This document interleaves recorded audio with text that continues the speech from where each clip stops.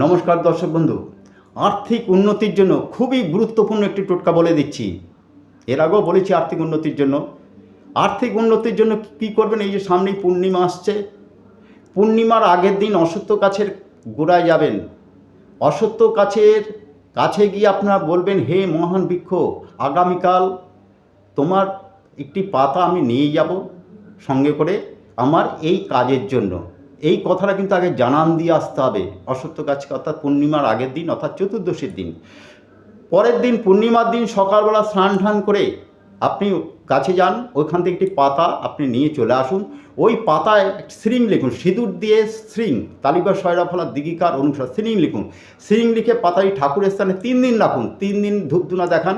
4 দিনের দিন ওই পাতাটি তুলে নিয়ে আপনার দোকানে যে ক্যাশ বাক্স আছে বা আলমারি আছে বা যা আছে আপনার কাছে, যদি মানি ব্যাগ থাকে মানি ব্যাগে সুন্দর করে যত্ন করে রেখে দিন।